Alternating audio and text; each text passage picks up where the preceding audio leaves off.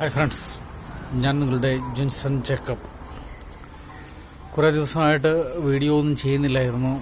Russian president Vladimir പുടിൻ്റെ India സന്ദർശനവുമായിട്ട് ബന്ധപ്പെട്ട അതിൻ്റെ കൂടുതൽ വിവരങ്ങൾ എന്തൊക്കെയാണെന്ന് അറിഞ്ഞിട്ട് ഒരു വീഡിയോ ചെയ്യാം എന്ന് വിചാരിച്ചിരിക്കുകയായിരുന്നു.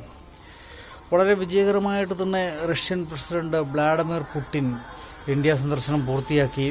കരുതിയിരുന്നതുപോലെ എല്ലാ മേഖലകളിലും നല്ല ഇന്ത്യ റഷ്യ ബന്ധത്തിൽ ഒരു പുത്തൻ ഉണർവ് നൽകിക്കൊണ്ടാണ് ഇന്ത്യ റഷ്യ ഉച്ചകോടി സമാപിച്ചത്. ഈ അവസരത്തിൽ പറയാനായിട്ടുള്ളത്, ഇനി വരുന്ന ഒരു 10 വർഷമെന്ന് പറയപ്പെടുന്ന ഇന്ത്യ റഷ്യ ഉച്ചകോടിയിൽ സഹകരണത്തിൻ്റെ ഒരു വലിയ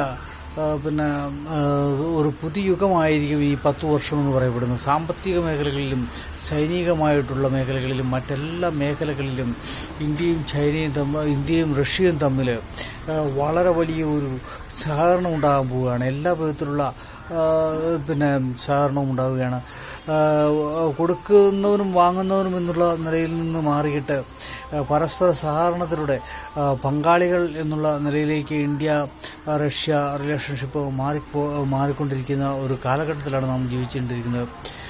5ാം തലമുറ യുദ്ധവിമാനത്തിൻ്റെ ജെറ്റ് എഞ്ചിൻ നിർമ്മിക്കുന്ന സാങ്കേതിക വിദ്യ ഇന്ത്യക്ക് നൽകാമെന്ന് റഷ്യ സമ്മതിച്ചിട്ടുള്ളതായിട്ട് അറിയുവാനായിട്ട് സാധിച്ചു.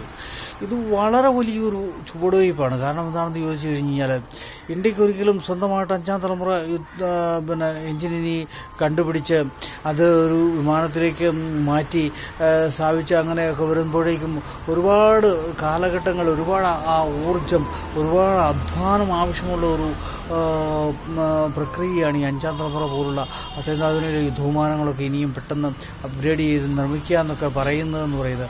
അപ്പോൾ ആ തരുണത്തിൽ നമുക്ക് റഷ്യയുടെ സാങ്കേതിക വിദ്യ ലഭിക്കുക എന്ന് പറയുന്നത് വളരെ വലിയൊരു അഡ്വാൻറ്റേജാണ്. കാരണം എന്താണെന്ന് ചോദിച്ചു കഴിഞ്ഞാൽ, ഇനിയും ഒരു യുദ്ധവിമാനം സ്വന്തമായിട്ട് നിർമ്മിക്കണമെങ്കിൽ അതിനുള്ള 5ാം തലമുറ എഞ്ചിൻ്റെ ആ ഒരു ഷോർട്ടേജ് നമുക്കുണ്ട്. ഫ്രാൻസിൽ നിന്ന് നമുക്ക് ലഭിക്കാമെന്ന് പറഞ്ഞിട്ടുണ്ടെങ്കിൽ പോലും അതൊരു 5ാം തലമുറ യുദ്ധവിമാനത്തിൻ്റെ എഞ്ചിനൊന്നുമല്ല. അത് അപ്ഗ്രേഡ് ചെയ്ത് എടുക്കാൻ പറ്റും എന്നുള്ള പ്രതീക്ഷ ഒരു 10-25% മാത്രമേ ഉള്ളൂ. അതുപോലെ തന്നെ പക്ഷേ ഇത് പൂർണ്ണമായിട്ടും റഷ്യ ഈ മേഖലകളിൽ കരുത്ത് തെളിയിച്ചവർ തന്നെയാണ്. 5ാം തലമുറ യുദ്ധവിമാനം നിർമ്മിച്ച രാജ്യമാണ്. പുതുതായിട്ട് നിർമ്മിച്ചുകൊണ്ടിരിക്കുന്ന പല വേർഷൻ വിമാന ജെറ്റ് എഞ്ചിനുകളിൽ ഏറ്റവും പ്രധാനപ്പെട്ട ഒരെണ്ണം ഇന്ത്യക്ക് നൽകുവാൻ തീരുമാനിച്ചു എന്നുള്ളത് തന്നെ വളരെ വലിയ, ഇന്ത്യ എത്രത്തോളം റഷ്യ കരുതുന്നു എന്നുള്ളതിന് ഏറ്റവും വലിയ തെളിവാണ്.